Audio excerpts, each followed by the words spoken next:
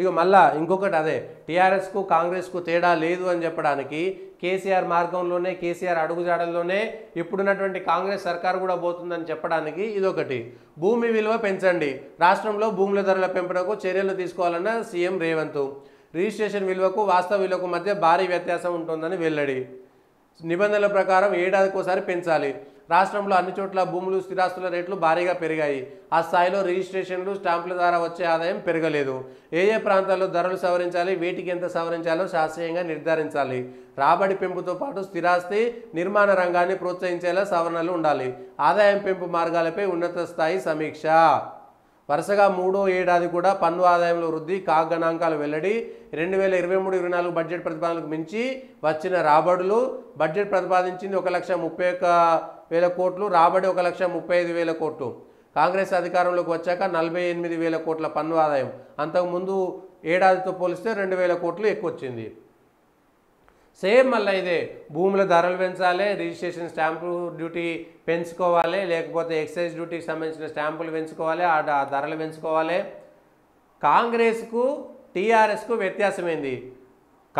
TRS అప్పు చేసింది, రైతు బంధు ఇచ్చింది. రైతు బంధు ఇచ్చి కేసీఆర్ మంచి పని చేసిండు అనేటువంటి వాళ్ళంతా కూడా వ్యక్తిగతంగా లబ్ధి జరిగిండవచ్చు, వ్యక్తిగతంగా సాయం జరిగిండవచ్చు. కానీ అప్పు చేసి భారం ఎవరి మీద పెంచిర్రు? రాష్ట్ర ఖజానా మీద అప్పు పెంచడం వల్ల రాష్ట్రం దివాలా తీసేటువంటి పరిస్థితులకు వెళ్ళిందని ఆరోపణ చేసింది కాంగ్రెస్ పార్టీ.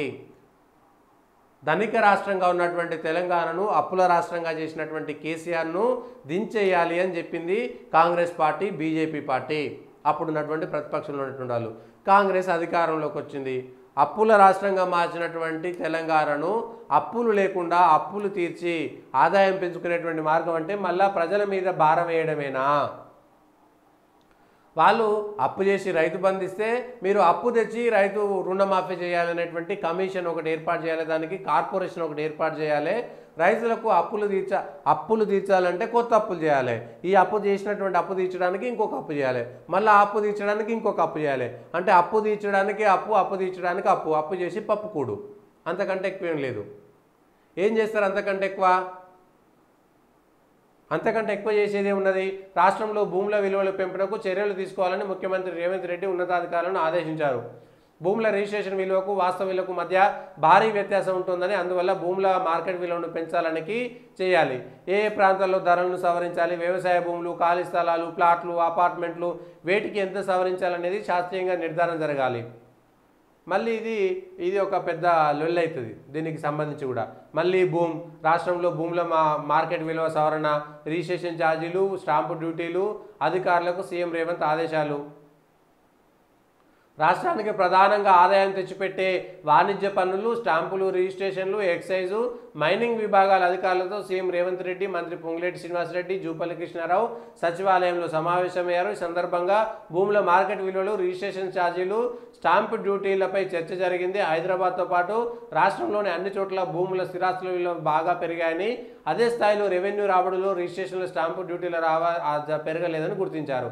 చాలా చోట్ల భూముల మార్కెట్ విలువకు వాస్తవ క్రయ విక్రయాల రేట్లకు పొంతన లేకపోవడం. అయితే ఇదే అంశంపైన కేసీఆర్ భూముల రేట్లను, స్టాంపు రేట్లను వీటిలను పెంచితే కాంగ్రెస్ పార్టీ వ్యతిరేకించిందా లేదా? కేసీఆర్ అప్పు చేసి రైతు బంధిస్తే అప్పులు చేస్తున్నారనేటువంటి మాట, రాష్ట్రాన్ని అప్పుల కుప్పగా మార్చారని కేసీఆర్ని విమర్శించింది కాంగ్రెస్ పార్టీయా కాదా? కేసీఆర్ని విమర్శించడమో, రేవంత్ని విమర్శించడమో, ఈ పార్టీనో ఆ పార్టీనో విమర్శించడమో కాదు. కేంద్రంలో ఉండేటువంటి ప్రభుత్వమైనా, రాష్ట్రాల్లో ఉండేటువంటి ప్రభుత్వమైనా సరే, ప్రభుత్వాలైనా సరే అనవసరమైనటువంటి ఖర్చులను తగ్గించుకోవడము, వచ్చేటువంటి ఆదాయాన్ని సరిగ్గా వినియోగించుకోవడము, కొత్తగా ఆదాయాన్ని పెంచేటువంటి మార్గాలలో డబ్బులను ఖర్చు పెట్టడం అనేటువంటిది చేయాలి.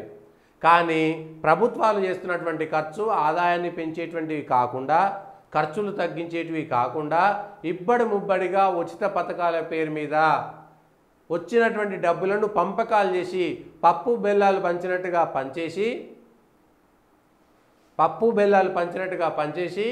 రాష్ట్ర ఖజానా మీద భారం పెంచుతున్నాయి ప్రభుత్వాలు. అవి ఏ ప్రభుత్వాలైనా సరే, దేశ ఖజానా మీద కానీ, రాష్ట్ర ఖజానా మీద కానీ.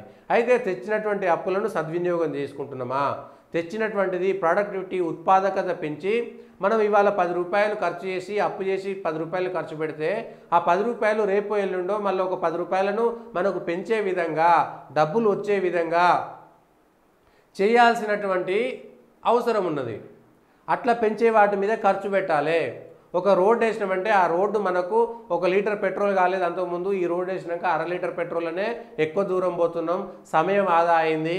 మంచి రోడ్లు వచ్చినాయి అనుకోండి, 2 రోజుల పాటు ప్రయాణం జరగాల్సింది 1 రోజులో ప్రయాణం జరిగితే మనకు పెట్రోల్ మీద పెట్రోలు లేకపోతే డీజిలో వాటి వాడకం తగ్గుతుంది, లేకపోతే ఆ లేబర్ ఖర్చు తగ్గుతుంది, మిగిలినటువంటి అనేకమైనటువంటి కిరాయిలు తగ్గుతాయి. ఇట్లా ప్రతిదీ మనం ఎక్కడైనా 1 రూపాయి ఖర్చు చేస్తే ఆ రూపాయి వల్ల ఇంకొక రూపంలో మనకు లాభం రావాలా.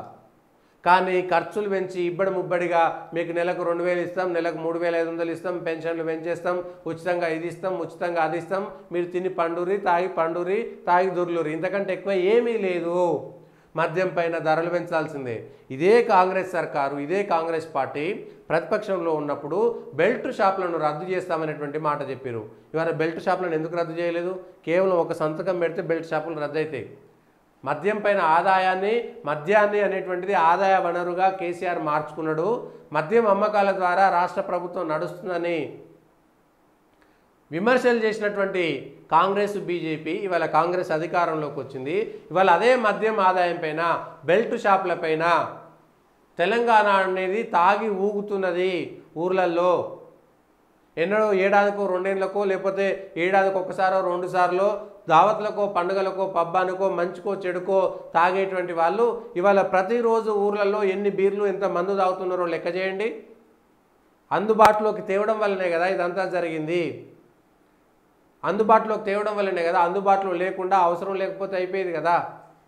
సో బెల్ట్ షాపులను పెంచడం వల్ల ఇగో మనం పంపించినటువంటి ఉచిత పథకాలకు సంబంధించిన పైసలన్నీ కూడా ఉపాధి హామీ పథకానికి వస్తురు తాగుతున్నారు.